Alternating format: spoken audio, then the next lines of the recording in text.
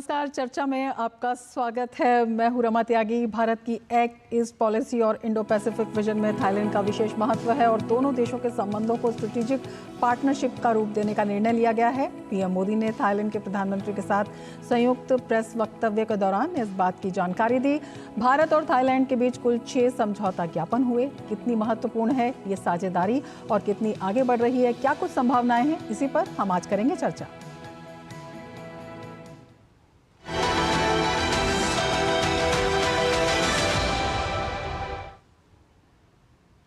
Bharat Thailand के बीच कुल 6 समझौता ज्ञापन हुए, जिसमें दोनों देशों के बीच रणनीतिक साझेदारी बनाने की दिशा में संयुक्त घोषणा पत्र, डिजिटल क्षेत्र में सहयोग बढ़ाने, सूक्ष्म और लघु उद्योगों की समृद्धि की दिशा में सहयोग, हैंडलूम और हैंडीक्राफ्ट के साथ भारत के पूर्वोत्तर राज्यों के बीच सहयोग को लेकर भी समझौता ज्ञापन हुआ।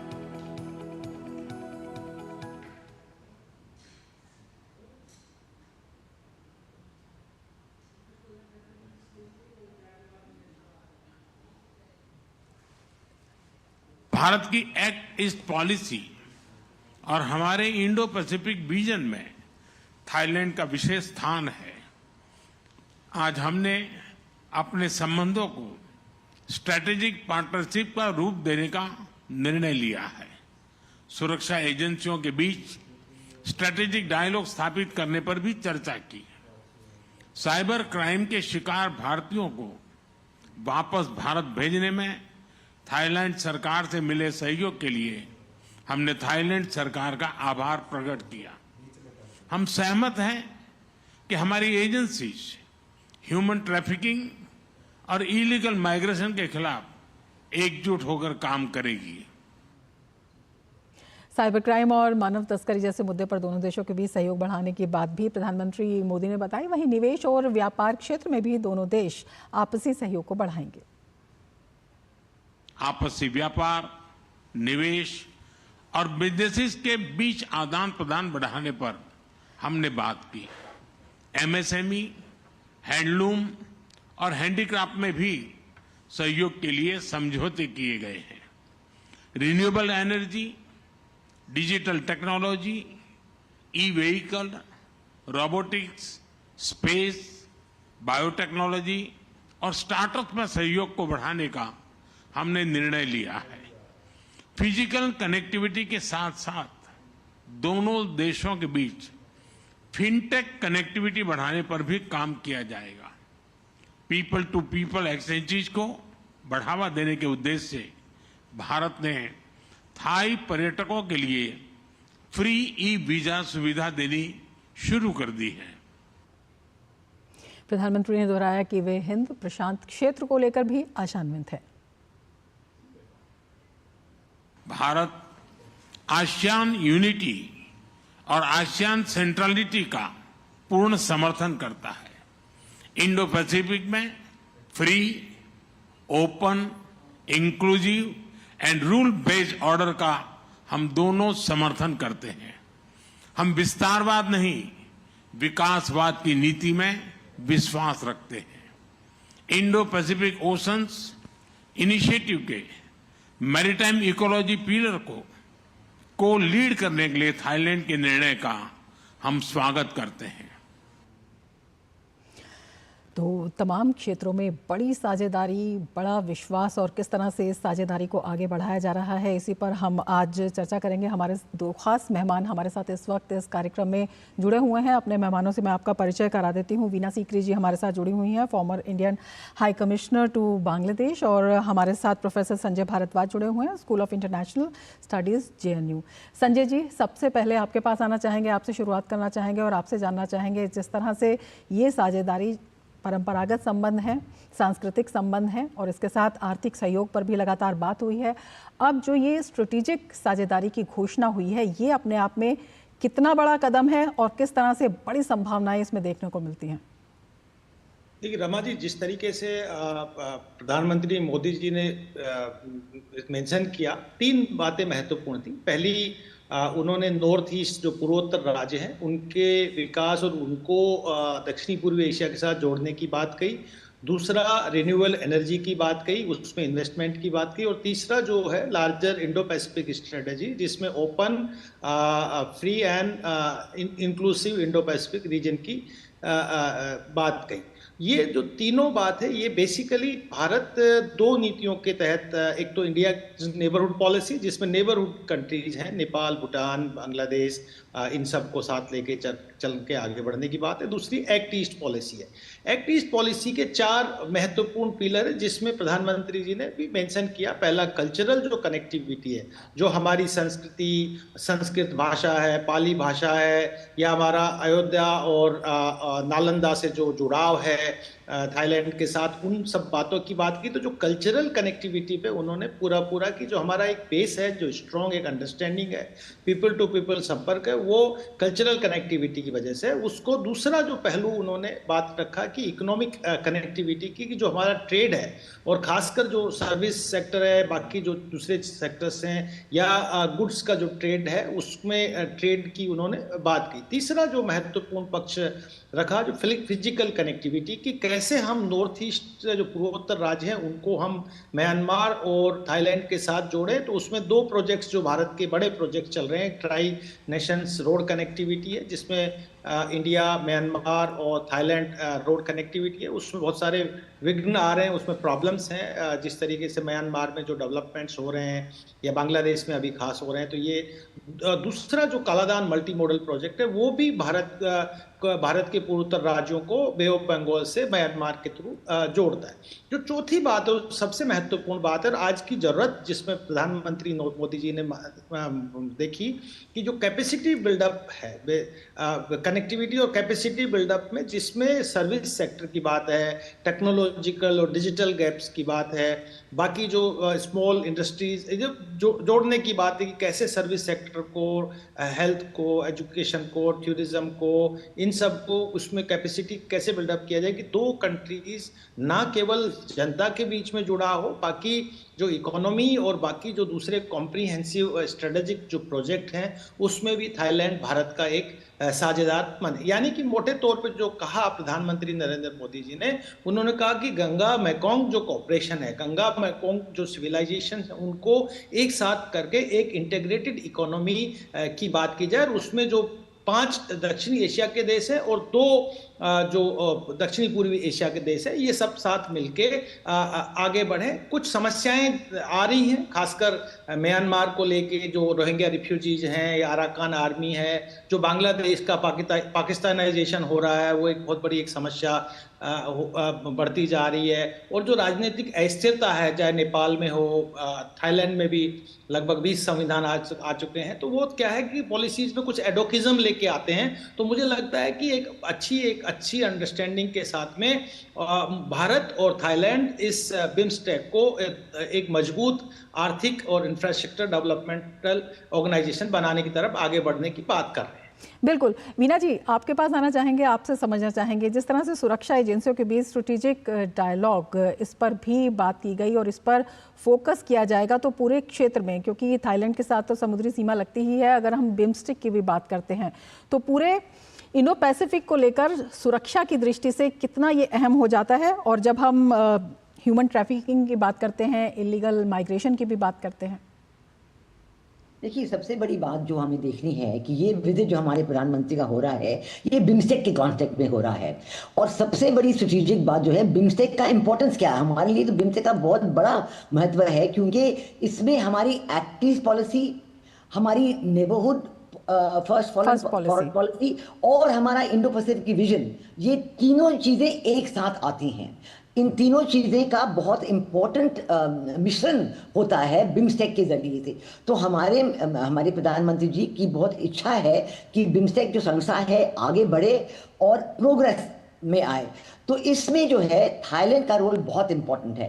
पहले जो है बांग्लादेश का रोल भी था, और हमने देखा था कि प्रधानमंत्री शेख हसीना इनको सपोर्ट करती थी कि बिम्स्टेक की बात आगे बढ़े। लेकिन हमने देखा है कि हालांकि बिम्स्टेक का सेक्रेटेरिएट ढाका में लोकेटेड है, फिर भी बांग्लादेश की सरकार ने इतना कोई ज़्यादा प्रेशर नहीं लगाया कि बिम्स्टेक आगे बढ़े। अब जो है आप देखते हैं मोहम्मद यूनुस, वो तो सार्क की बात करी जाते हैं, बिम्स्टेक पे वो उन्होंने कुछ कहा ही नहीं, हालांकि वो गए हुए हैं, थाईलैंड में हैं, लेकिन फिर भी उन्होंने बिम्स्टेक के बारे में कुछ खास कभी तवज्जो नहीं दिया है। तो इसलिए जो थाईलैंड और इंडिया का कोऑपरेशन है बिम्स्टेक में, ये बहुत महत्वपूर्ण है। और थाईलैंड और इंडिया दोनों मिलजुल के बिम्स्टेक को एक बड़ा प्रोग्रेसिव और इंपॉर्टेंट पुश दे सकता है in the field of implementation. और इस बार हमने देखा है कि जब हमारे प्रधानमंत्री जी वहां गए हैं तो उन्होंने एक जो विटनेस किया है, एक बहुत बड़ा मैरिटाइम कोऑपरेशन एग्रीमेंट साइन हुआ है, maritime transport cooperation agreement sign हुआ है सब बिम्स्टेक कंट्रीज के तहत। और हमारे प्रधानमंत्री जी थाईलैंड के अन्य लोग विटनेस थे इसको, फॉरेन मिनिस्टर लेवल पे साइन हुआ है। और ये एक बड़ा प्रैग्मेटिक और रियल एरिया है ट्रेड और टूरिज्म के लिए। मैरिटाइम ट्रांसपोर्ट बहुत एक महत्व रखता है, और मेरा ख्याल है कि ये एक ऐसा अग्रीमेंट है जिसके बेसिस पे इम्प्लीमेंटेशन और प्रोग्रेस, जिससे सब देशों को ये महसूस हो, बिम्स्टेक के देशों को ये महसूस होना चाहिए कि ये बिम्स्टेक एक संस्था है जिनसे उनको फायदा मिल सकता है। और ये मैरिटाइम ट्रांसपोर्ट अरेंजमेंट एक ऐसी कोऑपरेशन है जो बड़ा फायदेमंद हो सकता है। दूसरी बात, जो हमारे प्रधानमंत्री जी ने देखा कि जो फॉरेन मिनिस्टर की मीटिंग थी, उन्होंने बिम्स्टेक की कोऑपरेशन एग्रीमेंट्स दो और संस्थाओं से की है। एक है IORA, Indian ocean rim association, जिसमें पूरा इंडियन ओशन का सारे देश जो हैं वो हैं, और दूसरा है UNODC, United Nations Office of Drugs and Crimes. So ये जो है बहुत महत्वपूर्ण है, क्योंकि इसमें ये जाहिर है कि जो बिम्स्टेक का रोल है मैरिटाइम कोऑपरेशन में आगे बढ़ेगा, क्योंकि वो IORA से भी कोऑपरेशन कर सकते हैं। दूसरा जो है क्राइम और ड्रग्स का है, anti terror, anti drugs, anti crime, इसका रोल बिम्स्टेक में बढ़ेगा। उन्होंने जो MOU किया है UNODC के साथ। और अब हमारे प्रधानमंत्री ने जो अपने बयान में बिल्कुल ये भी कहा है कि जो साइबर क्राइम हो रहा है, जो हम भारत के जो लोग हैं जो वहाँ पे फंस जाते हैं और बिल्कुल कब्जे में रखे जाते हैं, इसमें थाईलैंड का भी हमारे साथ सहयोग काफ़ी है, और इन लोगों को वापस लाने में थाईलैंड की सरकार ने बड़ी मदद दी है। तो ये बड़े प्रैक्टिकल अरेंजमेंट्स हैं जिसपे हमारे प्रधानमंत्री ने बहुत ही इम्पोर्टेंट तरीके से हाईलाइट किया है। और आई थिंक दैट ये जो बड़ी यंग लीडरशिप है थाईलैंड में, थाईलैंड की बड़ी यंग नए प्राइम मिनिस्टर हैं, की बड़ी यंग हैं, फॉरवर्ड लुकिंग हैं, बिल्कुल व्यवहारिक सोच के साथ, एक विस्तृत विजन के साथ। इस पर हम चर्चा जारी रखेंगे, लेकिन वक्त हो चला है एक ब्रेक का। बने रहिए DG न्यूज के साथ। जब धरती चीर कर निकलता है लोहे का पत्थर और मिलता है मोंगिया के जोश से, फिर तपता है, पिघलता है और बनता है फौलाद। अब होता है सरिया सारी खूबियों के साथ। मोंगिया स्टील, मजबूत देश का मजबूत सरिया। ब्रेक के बाद फिर से आपका स्वागत है हमारे खास कार्यक्रम में, और दो खास मेहमान भी हमारे साथ जुड़े हुए हैं। संजय जी, आपके पास आना चाहेंगे, आपसे हम समझना चाहेंगे, अगर हम बिम्स्टेक की बात करते हैं, अपनी शुरुआत से लेकर अब तक किस तरह की उपलब्धिपूर्ण ये एक, इसे कहा जाए एक मंच ये रहा है, और इसके साथ ही प्रधानमंत्री ने जिस तरह से आज कहा कि हम विस्तारवाद नहीं विकासवाद में विश्वास रखते हैं, तो ये किस तरह से एक संतुलन साधता हुआ और एक बड़ा दीर्घकालिक परिणामों का एक स्टेटमेंट दिखाई देता है। देखिए रमा जी, मैं एक बात कहना चाहता हूं कि बिम्स्टेक का ओरिजिन कैसे हुआ। क्या हुआ है कि जैसे 5 वेव थी जो भारत को दक्षिणी पूर्वी एशिया के साथ जोड़ती थी, जिसमें पहले जो सांस्कृतिक थी और लगभग 10वीं सदी तक सांस्कृतिक रहा, उसमें हिंदुइज्म है या रामायण है या बुद्धिज्म है, इनका विस्तार हुआ। दूसरा ब्रिटिश काल को देखते हैं, ब्रिटिश काल में भी स्ट्रेटेजिक एक एक्सपेंशन हुआ। तीसरा जो नेहरूवन पीरियड था जिसमें एशियन ब्रदरहुड की बात हुई। लेकिन जो चौथा फेज आता है वो लुक ईस्ट पॉलिसी, और खासकर इसमें सबसे ज़्यादा जो गतिमान हुआ लुक ईस्ट पॉलिसी को ध्यान में रखते हुए, नॉर्थ ईस्ट को ध्यान में रखते हुए बिम्स्टेक अस्तित्व में आया, और उसको फिर एक्ट ईस्ट पॉलिसी के माध्यम से उसको एग्जीक्यूट किया। उसमें जो सबसे बड़ी बात है कि पहले इसमें 5 कोर जो देश थे, इसमें भारत, बांग्लादेश, श्रीलंका, थाईलैंड, म्यांमार, ये कंट्रीज को इसमें शामिल किया गया। बाद में भूटान और नेपाल को लेके आए, और इसमें मल्टी सेक्टोरल कोऑपरेशन की बात हुई, इकोनॉमिक इंफ्रास्ट्रक्चर कोऑपरेशन की बात हुई। यानी कि जिस तरीके से पाकिस्तान ने आतंकवाद के माध्यम से और आतंकवादी और भय को आगे रखते हुए सार्क का जो दमन किया जा रहा था, भारत ने विचार किया कि अगर दक्षिणी पूर्वी एशिया के देशों के साथ में जो इमर्जिंग इकोनॉमीज थे उनके साथ सहयोग करके एक ऐसा ऑर्गेनाइजेशन बनाया जाए जो ट्रांसनेशनल हो, जिसमें बायलैटरल इनिशिएटिव रीजनल फ्रेमवर्क में लेके, और अगर हम आगे बढ़ते हैं तो निश्चित रूप से जो एक एनर्जी और रिसोर्स रिच रीजन है, जिसमें म्यांमार में खूब बड़े रिसोर्सेज है, बांग्लादेश में भी है और इंडिया के नॉर्थ ईस्ट में भी है, अगर इस क्षेत्र में सही मायने में पॉलिसी इनिशिएटिव्स लेके अगर इन्वेस्टमेंट किया जाता है तो जो ईस्टर्न साउथ एशिया सब रीजन और जो साउथ ईस्ट एशिया के जो दो कंट्रीज है इनके बीच में एक अच्छा एक विकास की धारा बढ़ेगी। और यही कहा प्रधानमंत्री नरेंद्र मोदी जी ने कि जो चाइना विस्तारवाद की बात कर रहा है और साउथ चाइना सी में जिस तरीके से रिविजनिस्ट हो रहा है और एक भयका वातावरण साउथ ईस्ट एशियन कंट्रीज में बनाया हुआ है, हम विकास की बात करते हैं, हम डेवलपमेंटल पार्टनरशिप के माध्यम से इन देशों के साथ में एक स्ट्रॉन्ग पार्टनरशिप करेंगे। अब इसमें जो खासकर जो जोर दिया गया वो नॉन ट्रेडिशनल सिक्योरिटी इश्यूज हैं, जिसमें चाहे साइबर सिक्योरिटी हो, ड्रग ट्रैफिकिंग हो, ह्यूमन ट्रैफिकिंग हो, एनर्जी कोऑपरेशन हो, क्लाइमेट हो, डिजास्टर हो, इन मुद्दों पे देखिए भारत ने जोर दिया। प्रधानमंत्री नरेंद्र मोदी के भाषण में यही बातें थी कि इनको आगे बढ़ाया जाए। एक बात और जिसमें जो सबसे बड़ी बात जो थाईलैंड और भारत एक साथ आ रहे हैं कि टूरिज्म सेक्टर बहुत स्ट्रांग है, उसमें अभी तक जो एयर सर्विसेज हैं आप देखिए 400 से लगभग एयर फ्लाइट्स चलती हैं, बहुत सस्ते हैं और लगभग 20 लाख भारतीय थाईलैंड जाते हैं। प्रधानमंत्री नरेंद्र मोदी जी ने कहा कि ऐसे ही थाईलैंड के लोग भी भारत में आए और हम उनको वीजा फ्री रिजीम रखेंगे ताकि दोनों देशों के बीच में जो लॉस्ट लिंकेज थे, जो हिस्टोरिकल लॉस्ट लिंकेजेस थे, उनको हम स्ट्रांगली उसको रिवाइव कर पाए। बिल्कुल, अपने आप में बेहद महत्वपूर्ण है, इस पर भी आगे चर्चा करेंगे, लेकिन वक्त हो चला है एक और ब्रेक का। आप बने रहिए डीडी न्यूज़ के साथ।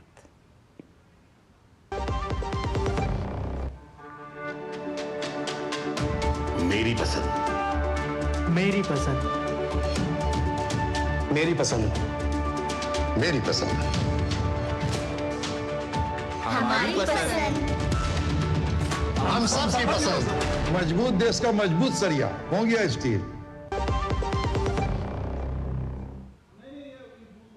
ब्रेक के बाद फिर से आपका स्वागत है। दो खास मेहमान हमारे साथ इस कार्यक्रम में जुड़े हुए हैं। वीना जी, आपके पास आना चाहेंगे, आपसे समझना चाहेंगे, जब हम बिम्स्टेक देशों के बीच में अगर हम ब्लू इकोनॉमी की बात करते हैं, समुद्री रक्षा सहयोग की बात करते हैं, तो इसमें संतुलन लाना कितना अहम हो जाता है, क्योंकि पारंपरिक मुद्दों से हटकर कुछ अन्य मुद्दे भी हैं जो इस बार चर्चा में हैं।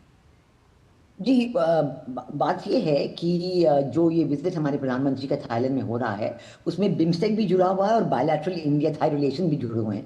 दोनों तरीके से विजिट बहुत इंपॉर्टेंट है। अभी मैंने पहले कहा था कि ये जो maritime cooperation, maritime transport cooperation agreement sign हुआ है, इस पे ये एक बहुत बड़ा फैक्टर बन सकता है बायलैटरल कोऑपरेशन के लिए भी, ट्रेड और टूरिज्म में, एंड मल्टीलैटरल कोऑपरेशन की भी। इसलिए हमारे जो टूर ऑपरेटर्स हैं, टूर कंपनीज हैं, शिपिंग कंपनीज हैं, जो टूरिज्म के लिए भी और ट्रेड के लिए भी, इनको इनमें जुड़ना चाहिए। तो बिम्स्टेक की प्रॉब्लम ये रही है कि अभी तक ये एक बड़ा थ्योरेटिकल सा ऑर्गेनाइजेशन रहा है और इसके जो है, इसकी जो महत्व है वो private sector, corporate sector, public sector, students यहाँ तक पहुंची नहीं है, तो इसकी अवेयरनेस नहीं है। तो उम्मीद है कि इस बार, क्योंकि इस बार ये जो प्रोग्राम्स, ये जो साइनिंग की जो हो रहे हैं, मैरीटाइम ट्रांसपोर्ट एग्रीमेंट, फिर वो यूएनओडीसी के साथ कोऑपरेशन, इस बार जो है फोकस है very practical areas, anti drugs, anti crime, in favour of trade, in favour of transport, ये सब चीज़ें पे फोकस दिया गया है।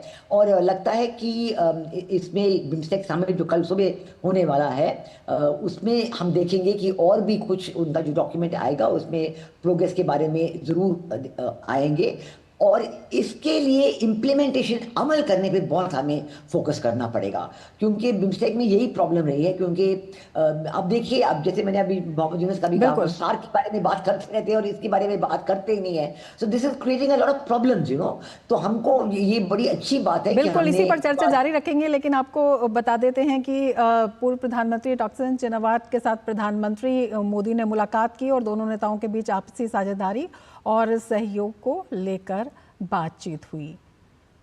तो ये वो दृश्य हैं जब दोनों नेताओं ने बातचीत की और आपसी साझेदारी को लेकर बातचीत हुई।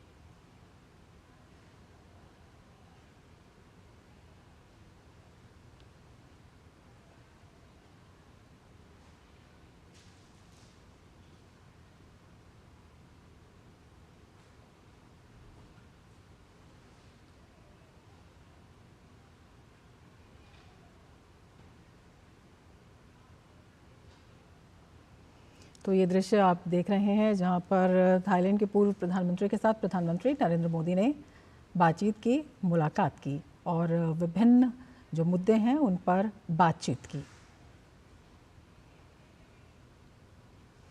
तो ये दृश्य अपने आप में दिखा रहे थे गर्मजोशी और उसके साथ साथ जो भावनात्मक संबंध है, जो कनेक्ट है और वो कनेक्ट कितना बढ़ रहा है लगातार, वो भी ये दृश्य जो है बयां करते हैं। मीना सीकरी जी, आपके पास आना चाहेंगे और आपसे जानना चाहेंगे, जिस तरह से अगर हम दोनों देशों की व्यापार की बात करते हैं तो अपने आप में जो व्यापार है लगातार बढ़ रहा है और इसके साथ ही, लेकिन अगर हम देखें भारत का जो आयात है वो काफ़ी अच्छा रहा। अगर हम थाईलैंड से देखते हैं तो थाईलैंड के लिए तो ये एक बड़ा, जिसे कह सकते हैं कि बाज़ार है ही, लेकिन अभी जैसे विभिन्न क्षेत्रों में जब हम निवेश की बात करते हैं, बिज़नेस की बात करते हैं, तमाम तरह की जो मीटिंग्स हुई हैं अभी हाल ही में उनकी बात करते हैं और जो नए क्षेत्र हैं जैसे कि रिन्यूएबल एनर्जी है, डिजिटल टेक्नोलॉजी है, ई व्हीकल है, तमाम ये जो क्षेत्र हैं ये थाईलैंड का भारत के प्रति कितना आकर्षण जो है वो दिखाई देता है और किस तरह से जो ये व्यापार है इसे आगे और संतुलित करने की दिशा में कदम दिखाई देते हैं। जी, अब देखिए, भारत और थाईलैंड के रिश्ते जो हैं वो सिविलाइजेशनल हैं। जो अहोम किंगडम आसाम का है, जो 600 साल वहाँ पे अहोम किंगडम रहा, उनके डायरेक्ट रिश्ते थाईलैंड से हैं और ताई अहोम किंग जो लोग थे थाईलैंड के, उनके रिश्ते थे। और जो प्रेजेंट किंग की बहन वो आती थी अक्सर, प्रिंसेस, और वो आसाम में आती थी, उनके बहुत वहाँ पे गहरे सिविलाइजेशनल कल्चरल रिश्ते जताने की उनकी बड़ी कोशिश थी। तो हमें इन पीपल टू पीपल लिंक्स पे बहुत अहम अटेंशन देना चाहिए और ये हमारे प्रधानमंत्री जी ने भी कहा है, क्योंकि थाईलैंड के लोगों को ये पता होना चाहिए कि भारत में क्या इकोनॉमिक पॉसिबिलिटीज हैं, क्या इकोनॉमिक पोटेंशियल है। अब तक हमने देखा है कि चीन जो है वो काफ़ी थाईलैंड पे हावी हो चुका है और है किसी तरीके से।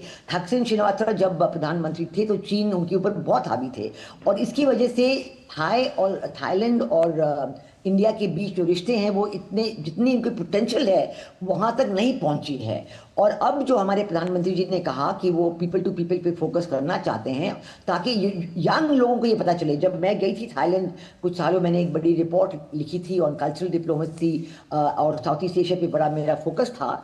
तो तब मैंने यूनिवर्सिटीज़ में जब मुलाकात की तो उन्होंने सारों ने मुझे बताया कि हम ये चाहते हैं कि हमारे युवा को पता चले कि थाईलैंड और भारत के बीच जो सिविलाइजेशनल रिलेशनशिप है उसके बारे में उनको पता चले, और उनको पता नहीं है। और रामाकियन, हमारे प्रधानमंत्री ने रामाकियन को भी देखा, जो थाई रामायण है उसकी जो बहुत सुंदर परफॉर्मेंस उन्होंने देखी और बड़ी अप्रिशिएट की। तो इससे पता चलता है कि पारंपरिक संबंधों के साथ साथ तमाम जो नए क्षेत्र हैं और जब समकालीन क्षेत्र हैं उनमें भी जो साझेदारी है वो बढ़ती हुई दिखाई देती है। जब प्रधानमंत्री कहते हैं कि फिजिकल के साथ साथ जो फिनटेक कनेक्टिविटी है उसको भी बढ़ावा दिया जाएगा। बहुत शुक्रिया संजय जी, बहुत शुक्रिया वीना जी हमारे साथ जुड़ने के लिए और इन विषयों पर इतने महत्वपूर्ण जानकारी के लिए। इसके साथ ही चर्चा में फिलहाल इतना ही, दीजिए इजाज़त, नमस्कार।